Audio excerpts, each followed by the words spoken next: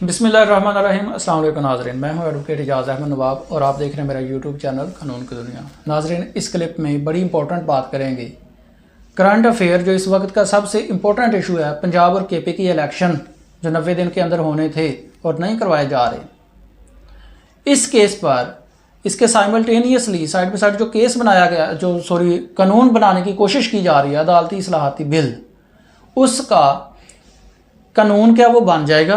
अगर वो बन जाता है और उसका प्रोसीजर क्या है, और उसके बन जाने के बाद क्या वो इन इलेक्शंस पर इस केस पर असरअंदाज हो सकता है या नहीं। इसलिए इस वीडियो को बड़ी गौर से देखिए। मैंने पूरा प्रोसीजर बड़ी तरतीब के साथ और उसका असरअंदाज होना बड़ी तरतीब के साथ, बड़ी मंतक के साथ इस वीडियो में बयान करना है। हमारी सोसाइटी में होता यह है कि हमें पूरा इल्म तो होता नहीं, हम सुनी सुनाई बात आगे पहुंचा देते हैं, तस्दीक भी नहीं करते और गलत फहमियाँ पैदा होती हैं। इसलिए ये वीडियो गौर से सुने।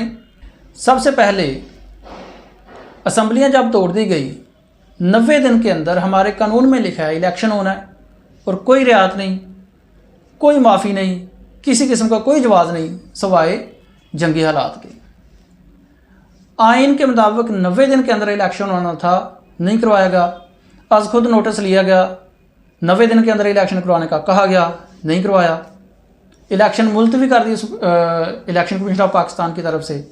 जब दोबारा केस सुप्रीम कोर्ट में आया तो हुकूमत की तरफ से अदालती इस्लाहाती बिल मंजूर करवाने की कोशिश की गई, नया कानून बनाने की कोशिश की। ये जो अदालती इस्लाहाती बिल है, supreme court practice and procedure act 2023 के नाम से जो बनाने की कोशिश की जा रही है, अभी ये अंडर प्रोसेस है। इसके तहत सबसे पहले चीफ जस्टिस साहब, सुप्रीम कोर्ट के चीफ जस्टिस साहब की जो अज खुद नोटिस लेने की पावर है उसको महदूद किया गया और उसके बाद रेट्रोस्पेक्टिव इफेक्ट के साथ जितने भी आज खुद नोटिस केस के फैसले हुए हैं, मुतासा अफरीक, आज से पहले जितने भी केसेस होंगे वो अपील फाइल कर सकते हैं। इस तरह से डायरेक्ट एक तो फ़ायदा दे दिया गया नवाज शरीफ साहब को, दूसरा दे दिया गया यूसुफ रज़ा गिलानी साहब को, जहांगीर तरीन साहब को, और उसके साथ ही साथ फ़ायदा मिल गया इमरान खान को। असम्बलियाँ तोड़ने का जो फ़ैसला वापस हुआ, कासिम खान सूरी को जो अदम एतमाद की तहरीक का जो फ़ैसला वापस हुआ, उनको भी फ़ायदा मिल गया। लेकिन नुकसान किसका हुआ? सुप्रीम कोर्ट का। अपीलों के तो अंबार लग जाएंगे। वो जो कराची का तजावज़ात का केस था वो भी आ जाएगा। जितने भी आज खुद नोटिस केस हुए हैं सारे के सारे फैसले वापस आ जाएंगे, अपील कर लेंगे। रेट्रोस्पेक्टिव इफेक्ट है। अब ये अदालती इस्लाहाती बिल क्या कानून बन जाएगा या नहीं, सबसे पहले इस पर बात करते हैं। ये अभी अंडर प्रोसेस है। प्रोसेस कानून बनने का पाकिस्तान में ये है कि एक हाउस में बिल पेश होता है, वहाँ से मेजॉरिटी पास करती है और फिर ये दूसरे हाउस में जाता है। जब दोनों हाउसों से ये सही सलामत पास हो जाए तो फिर असेंट के लिए, मंजूरी के लिए जाता है सदर साहब के पास। सही सलामत मैंने इसलिए कहा कि एक प्रोसीजर है।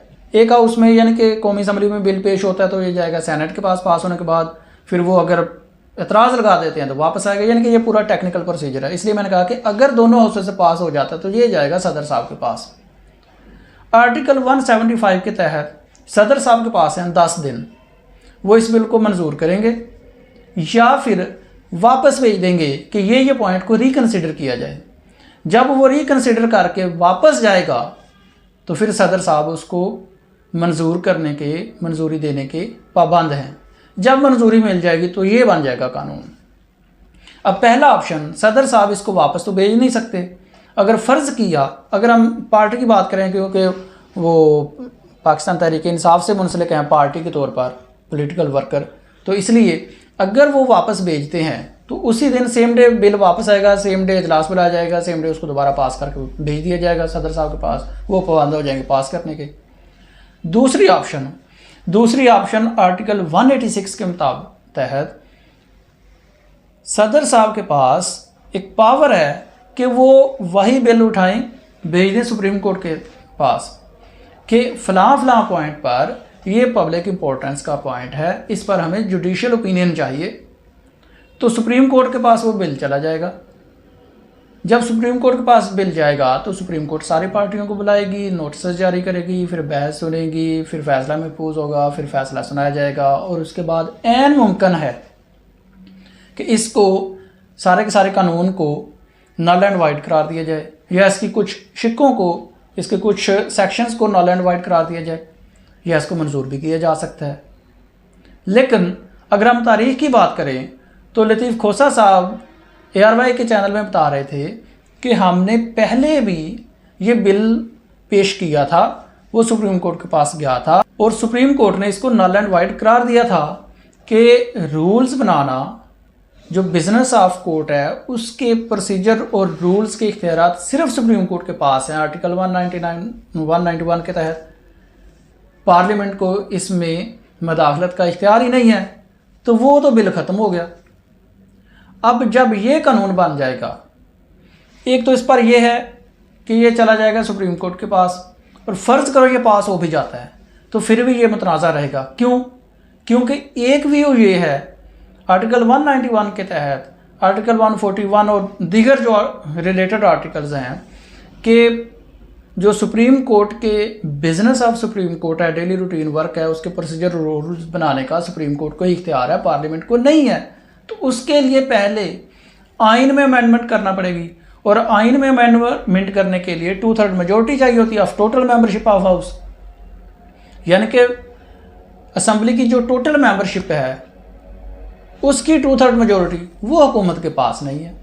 तो ये क्वेश्चन भी आएगा, यानी कि हर सूरत में ये जो बिल है, ये जो कानून है, अगर ये बिल जाएगा सुप्रीम कोर्ट के पास फिर बहस होगी, अगर ये कानून बन जाता है तो इसको चैलेंज कर दिया जाएगा फिर बहस होगी। तो ये अभी टाइम लगना है, काफ़ी लंबा अरसा है कानून बनने के। फ़र्ज़ किया अगर ये कानून बन भी जाता है तो भी इलेक्शन पर इस बार इसके असरअंदाज होने के काफ़ी कम चांसेस हैं, क्योंकि इसको वक्त लगना है और तब तक शायद ये इलेक्शन हो गए हों, और अगर इलेक्शन हो गए और फिर बाद में ये कानून बन गया तो फिर तो फ़ायदा ही कोई नहीं है। इसलिए तकरीबन 1% चांस है इस कानून पर, इस इलेक्शन पर असरअंदाज होने के, और 99% चांसेस हैं कि पहले नंबर पर यह कानून पास ही नहीं होना। अगर ये कानून पास होता है सुप्रीम कोर्ट ने नल एंड वाइड करार देना है, ये चांसेस हैं। और अगर ये कानून इम्प्लीमेंट हो भी जाता है तब तक तो ये मेरा एक्सपीरियंस है कि इलेक्शंस हो गए होने हैं, इन इलेक्शन पर इस कानून ने असरअंदाज नहीं होना। शुक्रिया।